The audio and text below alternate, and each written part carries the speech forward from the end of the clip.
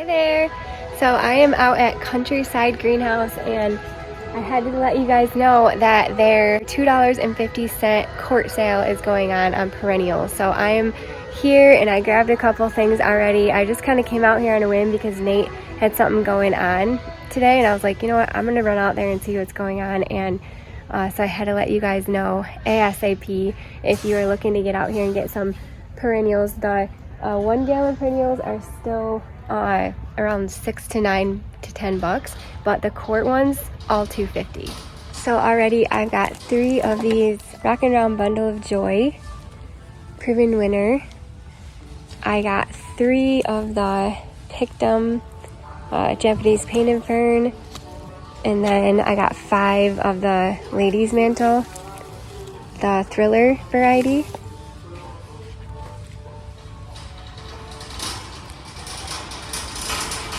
And like I said, these gallon perennials are all still, you know, a little bit more.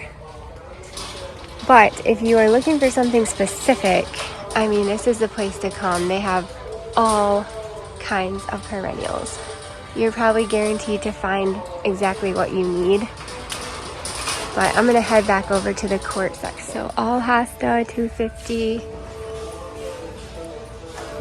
All of this, and then it goes all the way over there, so there's plenty to pick from.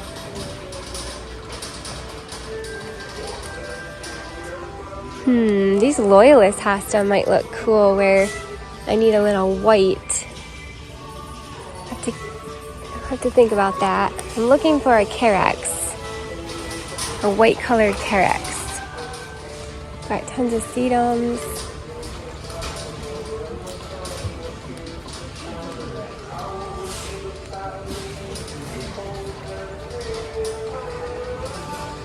There's a little kitty cat.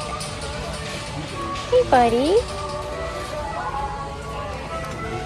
Hi, bud.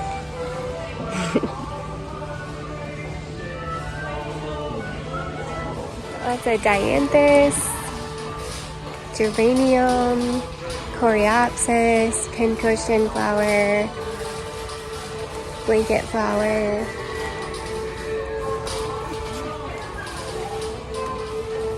Penstemon. Oh, these Brunnera are so cool. I don't have this variety yet. The variegata. Oh, that is neat, but they're $10 a piece, which is still not bad. I love these looking glass. This actually might look really cool where I wanted to put a Carex, so I'll keep that in mind.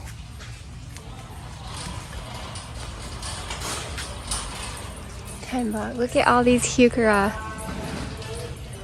Did you guys think I died and went to heaven?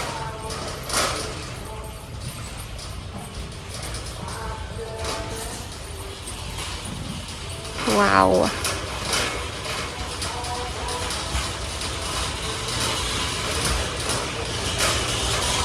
Ooh, I see a pretty hosta. What is that? Diana Remembered. Look at that, that's beautiful. These are only $7. It's not too bad. Ooh, that is beautiful. I love that. So just like soft and calming. I might have to get a few of these. Oh my goodness, this is just, it caught my eye. Normally I would look for ones with like a couple different stalks so I could split them, but I'm just gonna grab 3 really nice ones. Oh my word, I cannot believe how beautiful this hosta is. Diana Remembered, and what a precious name. Sweet Princess Diana. So I wanted to head back over to the sale, the $2.50 quart sale, but I'm right here next to the grasses and I got my eye out for some Carex. I also want a little bunny. I need one little bunny that didn't come back. These are just fountain, This is a pretty Carex, but I feel like it's too similar to the hosta I want to plant it next to in color. Right here. This is what I'm looking for. I'm just trying to think if I want this Evergold or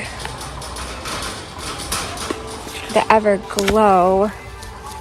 Which one looks more white?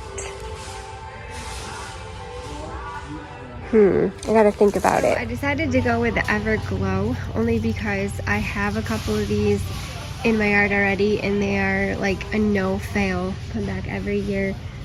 This one I struggle with a little bit. It seems a little bit less hardy for me, even though they're both zone, and yeah, actually, nope. I was gonna say they're both zone 5, but this makes sense, zone 6. Yeah, so this is zone 6, and this one was a zone 5. And that's why, right there. Makes sense. That right there is actually the exact reason why I call my yard a zone 4-5. Technically, if you want to look at like the internet and look up my area, it says that we're a zone 5-6. But in my yard, I have experience trying to plant 6 plants and they don't come back.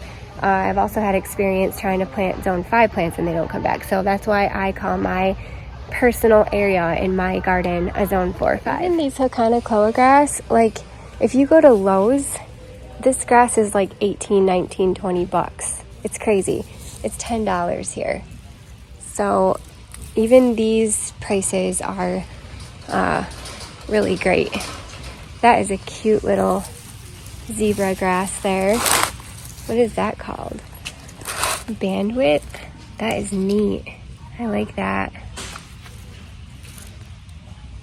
I didn't find any little bunny. It's just regular Hamlin.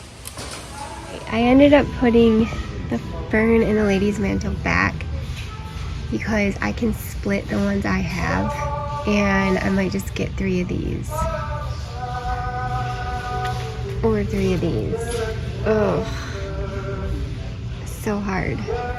Well, I ended up putting a lot of the Quart perennials back, the ones that were $2.50, because I was buying them just because they were cheap. And so I put them back and I decided to put that money towards stuff that I don't have already, like this new, well, it's not new, but new to me variety of Brunnera, and also more of this looking glass Brunnera. And then also that Carex I really needed. That was something I was looking for. I needed another one of these grasses, and then this Diana Remembered hosta. So I feel really bad like leaving all of those amazing deals in there, but I didn't really need any of them. I had fern on my cart, which I already have in my garden, and they're huge. I can split, so I didn't need to buy that. I had lady's mantle on my cart, which I also have in my garden.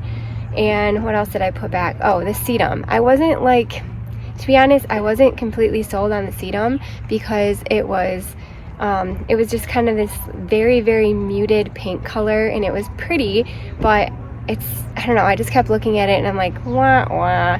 And honestly, I kind of just put it on my cart because it said proven winners on it and it was $2.50. So I had to talk myself out of it and only stick with the things that I really loved and wanted. So I feel a lot better about that.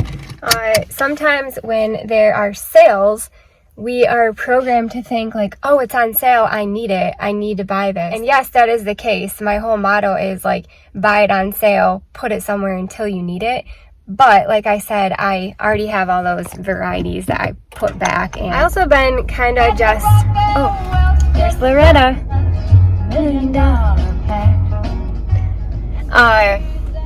I kind of also been having a little bit of a heart-to-heart with myself about like, do I need it? You know, I could just leave it there for someone else to buy. I have got tons of it in my garden that I can split, divide, even share if I wanted to. And so why like go around and just scoop everything up just because it's a cheap price and, you know, leave it for someone else to scoop up that may actually need it. Alrighty, I'm back home and I was going to show you what I got. I already brought the plants down here, and then one of the plants I left up there, it was a grass, and it was the, what's it called? Niagara Falls grass. That one I'm just gonna put over in the corner of my deck right there. So I already have one of them, I just needed another one. But I'll show you what I got, and then I have no clue where I'm gonna put them yet. But I'm gonna probably place them all out and just like look at it for a day or two before I plant it up. But all right, let's take a look at what I ended up getting. Give you a little run by of what I got. Got 3 of each. So first up, I got 3 of these Everglow. Is it Everglow? Yes, Everglow Carex, and they have the green center and then the white outsides. Really love the thought of having this texture in here with all of the bold leaves that we have going on. This would be a nice texture that would create a little bit of movement and more of like a feathery look. So I did get 3 of these, and like I said, this is the Evergold Carex, and it is for part shade, so 3 to 6 hours of sun at the most. And oh, there's a plane going by. We'll wait a sec. Here's the tag.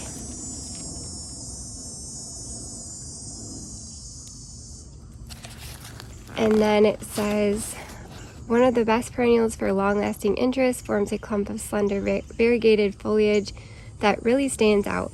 Easy care plant, stylishly accents other bright colors. Part shade, 12 to 18 inches tall and wide, and then also zone 5 through 9. So I'm really thinking that this texture will look good maybe over there, we'll see. Seeing this from a mile away, I'm like, what is that hosta? It's beautiful, I need it. So pretty. It's just this like creamy white and limey green, and I love the name, you guys. Diana remembered. How precious is that? So it's a beautiful hosta.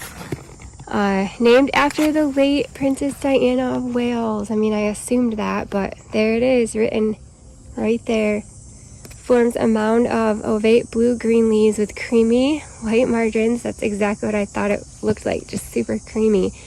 Very fragrant, near white flowers that are an added bonus. Absolutely, they're an added bonus. I love it. 15 inches high and 18 to 24 inches wide. And then zone 3. I'm really excited about this one. It's so pretty, and I love that white too, just like the creamy white. I think that'll look really good in here somewhere as well. I have this Brunnera already, and I got it last year actually in the $2.50 sale, except for I think I got mine for $1.50 a piece, and it wasn't a 1 gallon, it was like a quart size one, but I got 3 of them. I think they were the last 3 left, and I love them. They came back beautifully. When I bought them, they were like half dead. They looked like a clearance plant. I wasn't sure how they were going to do. They came back gorgeous, and I got them planted over there next to my stained glass hosta. So I picked up 3 more because I just loved this color, and it almost kind of has a whitish tint to it, I would say. Like those blue hosta there, those are the drinking gourd hosta, and those have more of a bluish green tint. This has more of like a white green tint, I would say. I really love just that solid color of the Brunnera. A lot of times it comes in a variegated type, but this one is whitish green, and I love it. Gets a beautiful flower on it, blue flower that looks like a forget-me-not in the springtime, and it blooms forever.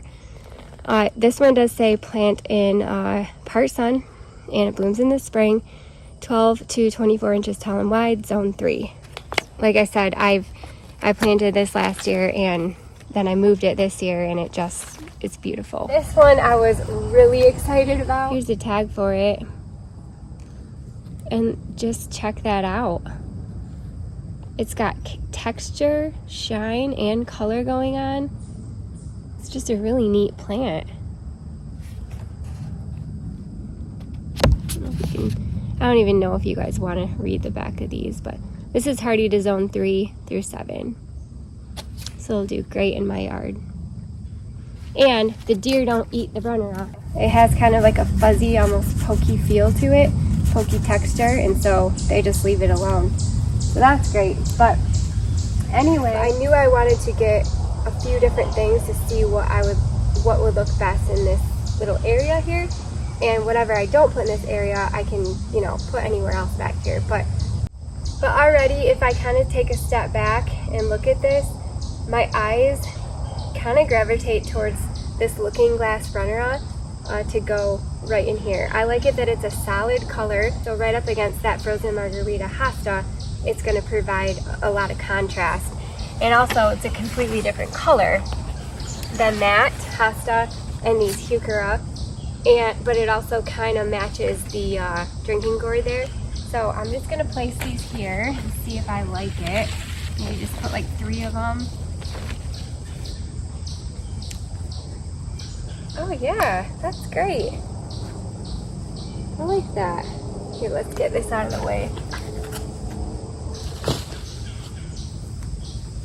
And then I might maybe put some, let me try the Carex. Now, these Carex are massive. I'm pretty sure these were probably last year's plants and maybe they just wintered them over because they're huge. They're huge plants. So I probably could split these, to be honest. I could split both of them into 2 plants and get 6 of them. But we'll just start with this.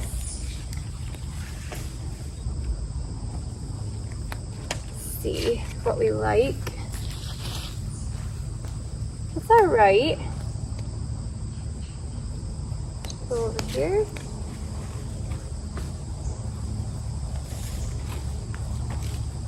Oh, that looks pretty good.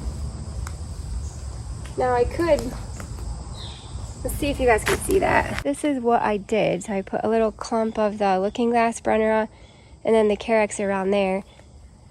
I like that.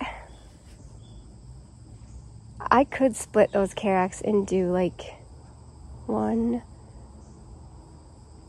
I don't know.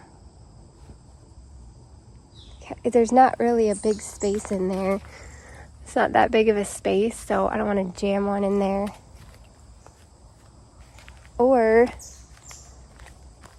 let's look at it from this way. Oh, that's pretty. Or I could take this and put it back here. Look at that.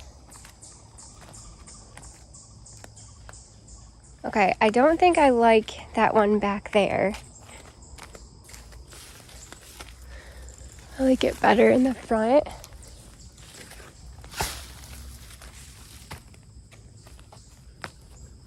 Yeah, I like that better. These might look cool, like over there. I gotta take out that little boxwood too, but let me go put these in a spot. I could put these on like a little triangle type thing, and this will kind of bridge the gap like that. I could go in a little walking path there, and then I could plant something here. I kind of like that. All right, whoa, let me just get out of that shot and check that out. That's so pretty. Wow. Well, you couldn't. Okay, this has been going on. Did you see those birds? And Max is freaked out about it. He went off like a jet plane. Anyway, I have to be honest, I wasn't feeling it. Do you know sometimes when you get out in your garden and you're like, heck yeah, we're gonna do this, that, and everything, and it's gonna be great. And then you get out there and you're just not feeling it. The creativity is not there. The ideas are not there. And you're just like, I need to take a second, take a break, and revisit this. So that's exactly what I did. And I was literally just staring out that window for like the last hour. And I was like, you know what I'm gonna do? I'm gonna move that Carex. So what I did was I had in my brain that I wanted to put Carex right there, and so I was trying to make it work, and it just was not working for whatever reason. It wasn't working. The Brunnera I put in there looks just fine all on its own, and I was trying to squeeze that Carex in because I wanted the texture, and I thought, you know what, it's not working. So what I did is I moved it to the back. So I'm gonna flip it around and show you, and I love it. I love it in the back because now we have that texture in there, but it's not all jam-packed in here in this little tiny section. So let's take a look and let's get them planted. I was just trying to jam it in there, and it looks all right, but it didn't look great. So I'm just gonna let these little guys do their thing. These drinking gourds will get bigger anyway, so they'll kind of fill this area in, and then these will probably continue to get a little bigger. So, you know, we'll just let them have their space in there, and then we'll save them for over here in the back. And it will kind of brighten up this little path in here, and I think it'll be great. So I hope you guys like what I decided. It took me a while, but I really like how it turned out. So let's get my shovel and let's get them planted.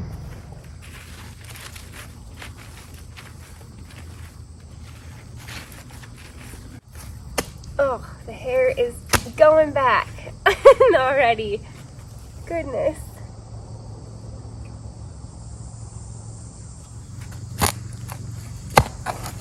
There's a rock. True fashion. This is how I find all my rocks. I just stick my shovel in the ground. Anytime I want a rock, I'm like, go get the shovel.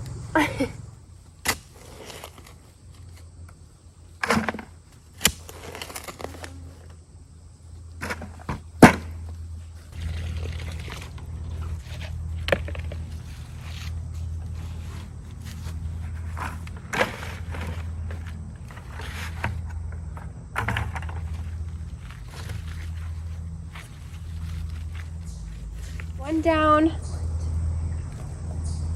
8 to go.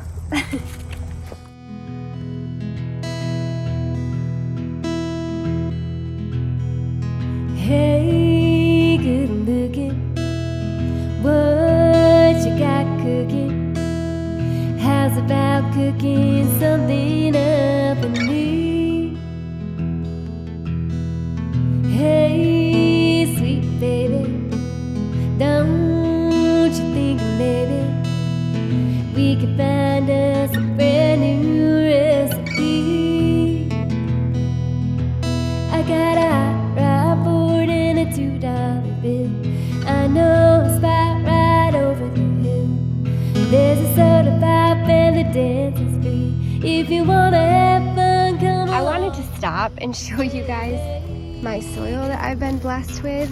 I've never dug out here ever. This is the first time I've ever dug out here. Haven't added anything to this soil, no compost, no amendments, no fertilizer, like nothing. And look how beautiful this is. It's just black and beautiful. There's like tons of worm, you know, stuff in there, and it's just so fluffy and lush. And so this is, I think, one of the reasons why my plants do so well, you guys, and one of the reasons I don't spend money on compost and fertilizer, because I just got really great soil to begin with that the good Lord gave me. I'm free and ready, so we can go steady. How's about saving all your time? All right, I am loving how that turned out. It's a nice little circle around this tree here, and yet it allows for an eventual path that way, and it allows for a giant path that way to drive in, and yet a little smaller walking path through here. So I didn't run into any roots over here except for I think a tiny little root that was like the size of my pinky finger when I planted one of those heuchera, maybe, I can't remember. Just a really nice walking path through here, We gave those hosta lots of room to be able to grow to their full potential, which they could already be to their full potential right now. I've had them since I planted them in 2020, so this is their third summer. But, ooh, what is that? It's either a chipmunk hole or a snake hole. I'm telling you, it's a snake station out here. And yeah, it's looking great. I really appreciate you guys coming along with me to clean this out and plan it out and plant it up. It's just been a lot of fun. And I'm thinking, unfortunately, that's probably all I'll be able to do in this section until we get another load of wood chips, because we're gonna need areas to drive in so that we can drive in and dump more chips in there easily. But we are certainly off to a great start, because I didn't think I would find this many great plants this late in the season. We are going into the fall season, and you know, a lot of times you can't find a lot of variety at this point in the season. So I was so happy to see like these really unique Brunneras and that amazing Diana Remembered hosta. That could be making it up on the list of one of my favorites, honestly. There's something about it. I just love it so much. It's so precious. And then of course the Carex. It's a no-fail Carex in my yard. In fact, I've got these 5 Carex right here are the same variety, and then I have 3 of them up on the hill that get quite a lot of sun, and they do really great too. So anyway, well, thank you guys so much for watching, and I'm gonna end right over here by this Captain Kirk hosta because it is beautiful. Look at the blooms on that. I'm gonna hope there's not a snake in here and get close. Look at that. Isn't that so pretty? And then the foliage on it. Boy, it's a really great hosta. Captain Kirk. But, all right, well, have a great day, and we'll see you guys later. Bye. No.